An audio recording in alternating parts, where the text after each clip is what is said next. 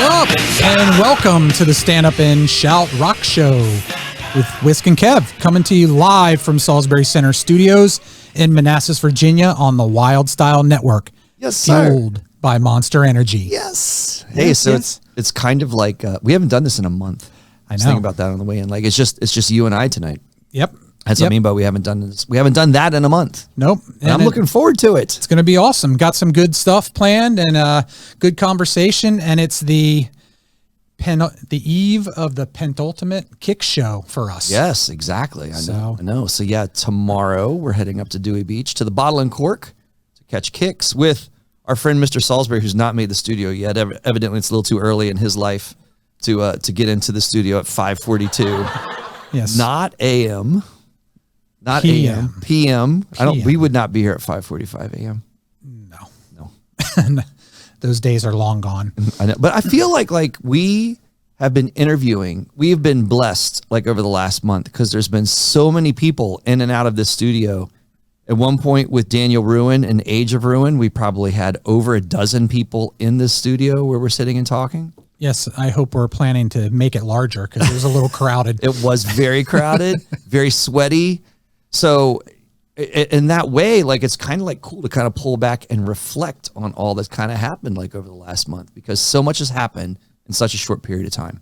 Yeah, now we've kind of, we had a bunch of shows here at the Salisbury Center. Yeah. So we were busy, interviewing bands, which was great because it started with the classic rock night and we had Medicine Man and F It All and the Road Ducks. It started even before that with the Glam Slam. Oh, that's right. Tour, right? Like a week or so before that. Yep. So Chips Enough. Chips Enough. Which was a great interview. So if you have, I know a lot of people have watched that, but if you have not watched it yet, it is worth the watch. And Chip is just wildly entertaining. I mean, that dude, like our friend Pete Evick's got a story for everything. So catch that episode. So right now, like another little piece of Stand Up and Shout Rock Show news is our Facebook page is currently suspended for unknown reasons. The Facebook police have gotten us. For no good. We didn't do anything. We didn't pull any punches. We're very honest people. So we'll get that up and going again. So if you've seen shows advertised through that vehicle, you'll continue to see shows advertised through that vehicle. Yep. And we didn't talk about COVID or recent politics either. So. Right. Somehow that missed the Stand Up and Shout Rock Show feed. Yeah. So who knows why we're in jail, but if you want to catch some of these recent interviews we've done, you got to go to the YouTube channel. Yes. And when there's always tried and true, standupandshoutrockshow.com. So that is tried and true. Always there. Every episode. There are always audio links there. Sometimes there's video links, but then there's also the Wylde Style Network stream where you can find a Stand Up and Shout Rock Show playlist. And that playlist, and Kevin, we've been doing this a little over a half year. It's amazingly extensive. Oh, it's huge. Way larger. If you would have told me back in January when we started that we would have over 50 episodes now in August, I would have been stunned. I would have thought that we may have had a dozen by now. Yeah, well, I mean, obviously, individual recordings or live shows we've done, we segment it out. Absolutely. So that's created, quote unquote, more episodes. But yeah, no, absolutely would not have thought of that. And so we've grown so much. The show's grown so much. I mean, they modified the studio for us based on bands that we were interviewing and trying to cram people in here. So it's been a great 6+ months so far. It's been awesome, Kevin. I've loved it. This is an I love you man moment. Yeah. Yes. You too, Scott, the producer, which is now we've found out that his name, Scott's the only other person in this studio right now. We went from, we clarified that in another past episode over the last month. We did. Where I had heard him referred to as Baby Scott by our friend Jess. And then I wanted to go with Scott the engineer by not our friend, but maybe idol Howard Stern. And then we were corrected by Athrun. And I'm still going to call her Athrun to Scott the producer. Yeah. Yes. Yeah. Cool. Very cool. We pulled him from behind the glass and had him in here. I know, because he ditched us to go see Fall Out Boy. That was fun. Yeah, Fall Out Boy or both. Ditching us. Yeah. So yeah, good show coming up. A lot to talk about. As I kicked off talking about kicks, it's you mentioned we're going down to the Bottle and Cork in Dewey. Yeah. I'm looking forward to it. We've seen them in probably every venue imaginable over the years, but I've never been to the Bottle and Cork to see a show. Neither have I. Neither have I. Definitely not a Kick show. Yes. So. Now, I always go back to one of my most memorable shows, like of all time. So I get this because obviously you and I've seen.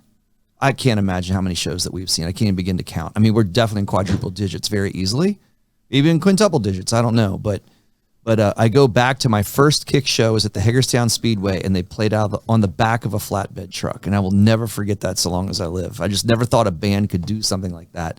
And even though it wasn't really a stage, and it would be, minuscule now compared to some big stage performances we were seeing. Sure.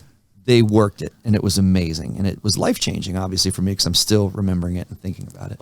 Well, and it's kind of similar to the drive-in shows we saw them in Frederick. Yes. Sort of that type of style. Right. But no, it doesn't matter, big stage, small stage, big club, small club, arena. Yeah. They work it, and we'll miss them. That's what they're best at. Absolutely. Miss them. Certainly going to miss them. Yes. And definitely looking forward to it. I don't know that tomorrow night will be quite as emotional as it will be in September. I know. Well, we've been there, Kevin, because we quote unquote saw the last Motley Crue show multiple times. Yeah, but the first time we believed it, and we were emotional like that. Oh, night. Yeah, no doubt. Yeah, that was an emotional New Year's Eve. Yep, and I think this one's going to hit a little harder. Yeah, I know, because I genuinely believe that this will be their last show. I don't think they're pulling the punches on the final tour. I don't believe so either. No. So yeah, lots to come. We got a new edition of Heard and Word. Yeah, you want to work? So awesome. we got a little bit of a game night. I think we got two games kind of going on. So in a reflective way, we're doing a game night. We've not done Heard and Word. We've only done this one time. One or two times. Have we done it twice? I know we've done What Are the Odds a couple times. Yeah, maybe it is only the second time. Yeah, I think it's only. I really liked Heard and Word. Yeah, but I don't know what happened. We just got distracted. It's not. It was a bad game. It's just that we never just resurrected it. Different things that we've been talking about. Yeah. So it's all good. So a new way to present music news. All right. So we want to take a quick break and go into that, or do we want to hit? Let's hit it now. Hit Heard and Word. Yeah, let's get right into it. So we've got a little bit of graphic work. Scott's going to pull it up. Oh, there he is. Scott, the producer, because that's what a producer does. He just makes it happen instantly. Not an engineer, but a producer. He's the man back there. And he's a one-man show tonight, so he's working it. Exactly. So Heard and Word, here we go. All right, so Heard and Word, if you haven't played the game before, if you did not watch this episode, we're going to, and this is I think the good thing about a game, we want to draw you into the conversation. So even though if you're not seeing this live, you're seeing this later, think of the word that you would do to complete the sentence and how you complete it with the topic that the sentence presents. And then you can maybe explain that word out a little bit. So you got to be poetic a little bit in this game. Well, and, we want to, hopefully some folks are catching us live. We've tried to advertise that we're live tonight. Yeah. And are live every other Wednesday night, in addition to when there are events and concerts here at the Salisbury Center. So do you remember the number? I do not remember the phone number either, but Scott doesn't either, because otherwise we'd tell you to call us.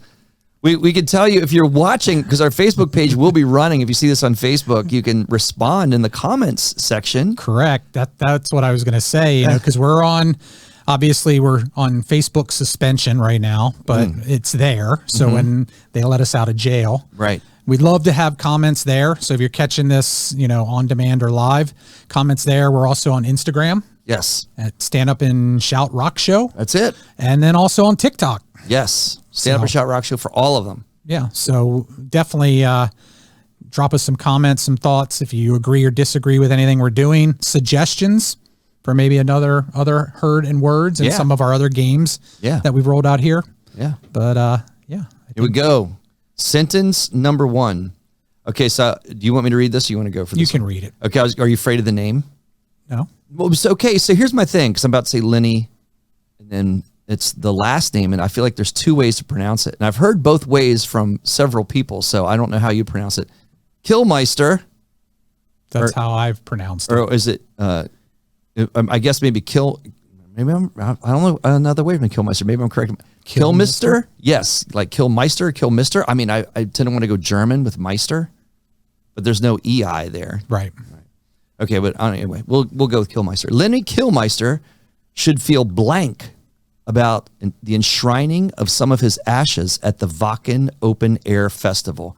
It's a link from blabbermouth.com, recent article that came out in the past 24 hours where LEMMY of course, the immortal Lemmy from Motorhead is getting he has been spreading his ashes all out and about. This one's specific to Wacken, the open air festival. So we'll go ahead and go with our words and then maybe kind of backfill with a little more story about Lemmy's ashes, afterwards. Sure. You want to go with your word? I'll go with my word. I kind of struggled with this to come up with an appropriate word, but the best I could come up with is proud. All right. What's the inappropriate word? Oh, not inappropriate. I said the appropriate. Oh, well, that's the poetry. Right? Yeah, Because, they've played there every chance they got. And I think in the article and some other stuff I was reading that Motorhead is the band that has performed the most times in the history of this festival. Awesome. So, to me, that's an appropriate place to enshrine some of his ashes as someone who, and a couple of the guys in the band also referred to that Lemmy had always told him that was one of his favorite places to perform. Yeah. So to me, it seems, I'd be proud if I was him. I love the word. And so I'm going to ask you a question though, because this is the part of the sentence that's a curve for me. And we pulled it directly from the article, the word enshrine. So where do you think did you ever find out where those ashes were going to go at Wacken? Because I did not. I'll confess it. I was going to say, I could not. So enshrining leads me to believe that it's going to be encased somewhere. Right. And that happened at another festival, the Hellfest over in France. Okay. They have a statue of Lemmy, and they put his ashes in the statue. So it's enshrined in the statue. So they're not getting tramped on. That was a concern. Right. If they're going to throw him on the field, that might have been rough. You know what I mean? Because you have people. I would agree. Right. Stepping on you, pissing on you, everything they do out in the field. Right. But then so I'm going to hyphenate my word. I guess it's a little more inappropriate. I was going to say badass. I think it's a badass rock and roll thing to do. Yeah. Let me show you badass about the enshrining of some of his ashes. The other thing he did you hear the story about him with the bullets? Mm-mm. Put some of his ashes in bullet casings and sent them out to preferred famous people. And I know Dave Grohl was one of those people. Okay. So Lemmy's ashes are kind of out and about on all around. Right, in badass places. Yeah. So let me ask you this, Kevin. Would you do that? Have my ashes dispersed at Wacken? Or anywhere. You know what I mean? We've been to some pretty slick music events. Would you want to be enshrined or not poured? Because I think poured on, right, you're going to get stepped on and pissed on by everybody. Right. Yeah. I would wish that I was that famous that somebody would want to do that for me. I would do that for you, Kevin. This might be a pact right here that's happening. Would you want me to put you in some venue of choice? Well, yeah, there's probably a couple venues I could think of, but I hear about, I so want to make it to this festival at some point. I know, I'm with you. So, if we got there, that would definitely be a place of interest. Yeah. Or Hellfest in France as well. So, I know. Yeah. Yeah. Yeah. So badass. All right, Scott. Number 2. I'm going to the next word. All right. Are you afraid of pronouncing this word too? No, I can do this one. All right. I was good. Well, I don't know. You could flub on this word. We're definitely getting our articulation skills put to the test. I'm certainly able to flub on words. So the Foo Fighters and Alanis Morrisette recently were at a festival in Japan, and they did a cover of Sinead O'Connor's Mandinka. Is blank. Moving. I have the word moving. It was a moving thing. And so, to kind of back explain that a little bit, of course, Sinead O'Connor passed. Yeah. And I don't know if we would necessarily include her in a lot of probably the conversation that we would do in this show. But, there's a lot of things that's very respectful about her. I know that when I was watching this for the first time, and this is also coming from the Consequence of Sound, this website, so just to kind of give them a shout out and credit for where this particular information is coming from.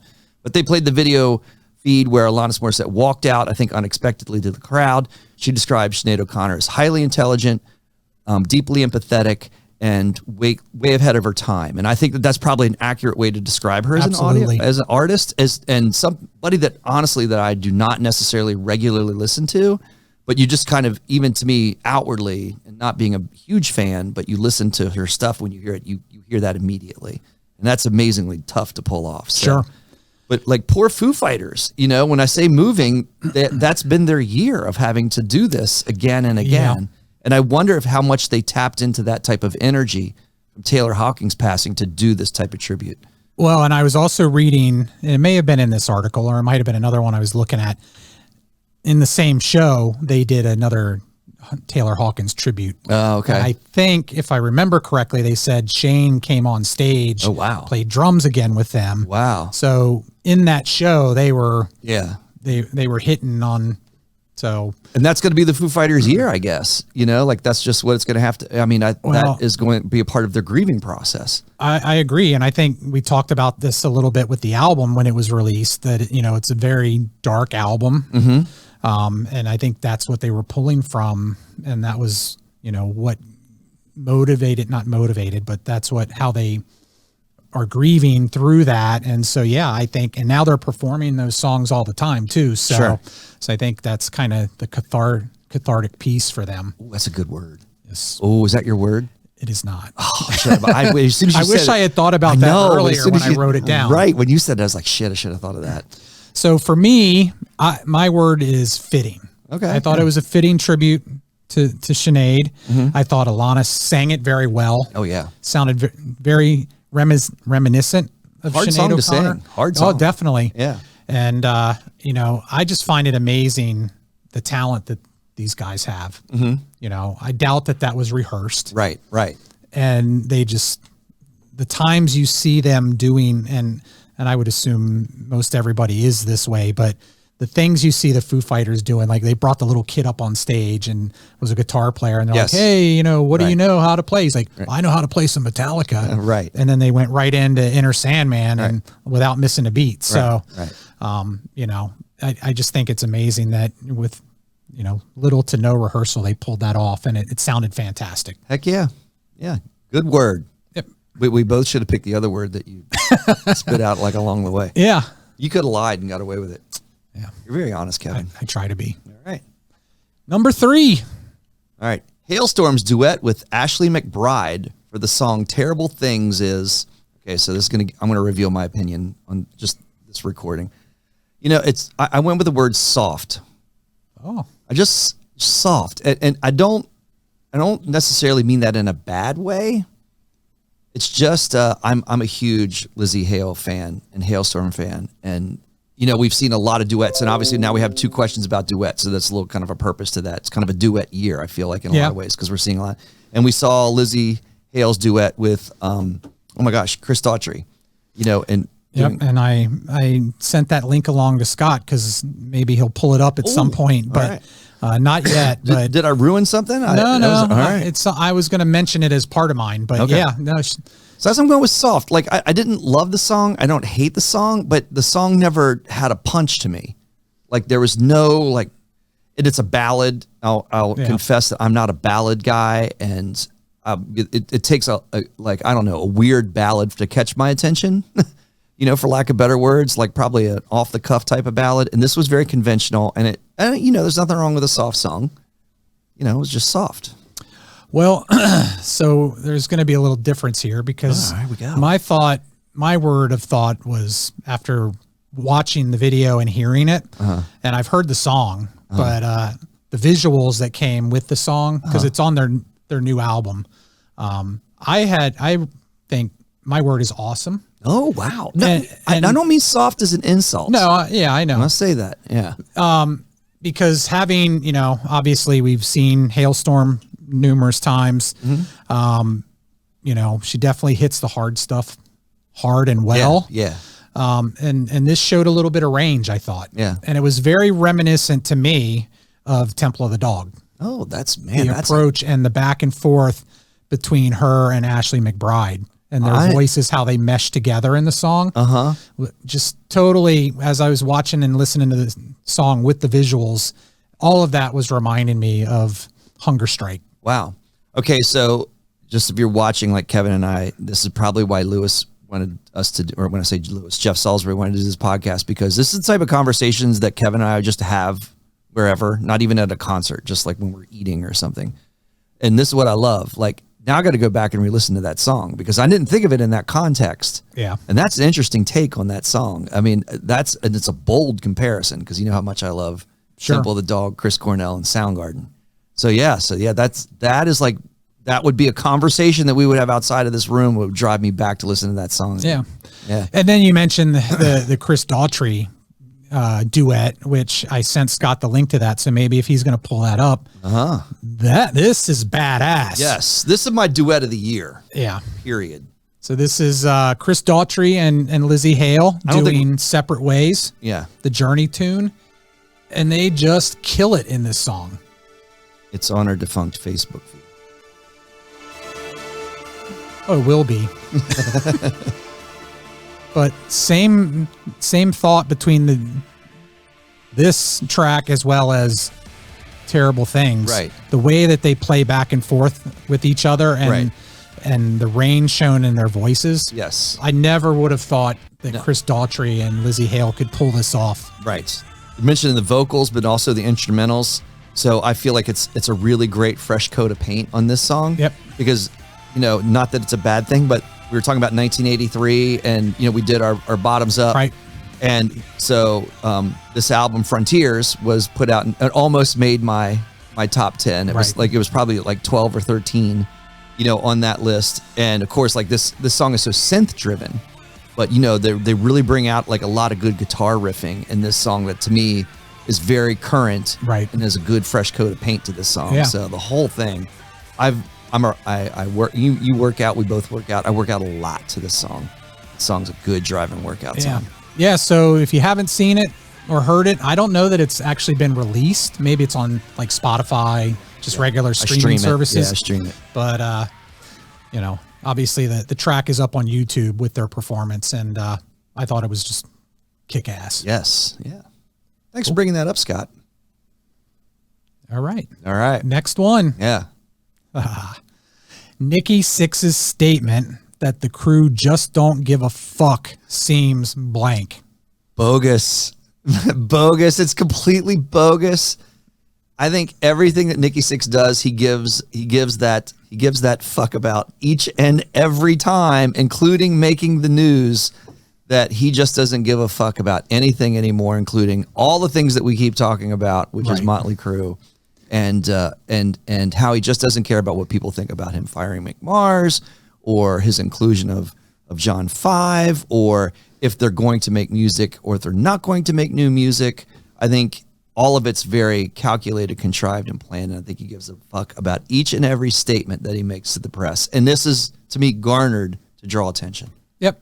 My word was cliche, and I agree with you 100%. I like cliche. Because, it's planned, and he does care. Otherwise, he wouldn't post 12 times a day on Instagram, and it's about keeping the attention cycle going. Right. So, and we love Motley Crue, which is why we're keeping, why would we even like include a slide and even talk about it? Because we love the songs. It always gets back to that, like to the songs and their original songs that they put out in their first several albums. We're in love with that. We're not in love with this. And so that's why I think it's disappointing to us. And we have to keep talking about it because we want it to go back to the songs. Yep. And it, and I don't, in the best way that it can, right? So to me, that would be all the original members, because it seems to be that they can still function. But either way, regardless, get back to the music, Motley Crue, please. Yep. And enough of the lifestyle feeds that we keep getting from you. Right. Well, and the interesting thing that I found in reading that article on Blabbermouth is the tidbit I took away, kind of news, maybe people don't know about it, but I guess it hasn't been a large announcement, but it was advertised in this article that they're planning to do another Stadium Series tour in 2024. Sure. So, I'll be wherever. Right. In whatever form, like whatever people show up in Motley Crue. Like, do you think Vince Neil will be there? That could be a what are the odds question. Oh, yeah. Well, let me write this one down. Right, exactly. Yeah, I mean, and it didn't allude to who might be touring with them, so hopefully it's some great opening bands that are going to actually play live, and then backing tracks or no backing tracks. Right. I'll be in line to see the Crew. One more time. Right. That's what we do. I mean, unless, that's kind of maybe another question for another day. When do things go south for a particular act where you just don't want to see them anymore? Right. I think everybody makes that choice at some point, right? But yeah, I mean, as long as people are lining up and plopping down cash, they'll keep playing. Sure. So, yeah. All right. So that is the August 2nd edition of, I was about to say July 2nd, but August 2nd edition of Heard and Word. Heard and Word. We're going to get the Facebook feedback up. And if, obviously we didn't have a number to call in because we don't know the number, but if you see this later and respond to the comments, because we have responded to other comments that you guys made. So please keep making them because we want to keep the conversation going. Yep, absolutely. And I think we'll take a little quick break here. We'll come back with a new game. Absolutely. Yeah. New twist on an old game. New twist on an old game. Yeah. And we'll be right back on the Stand Up and Shout Rock Show.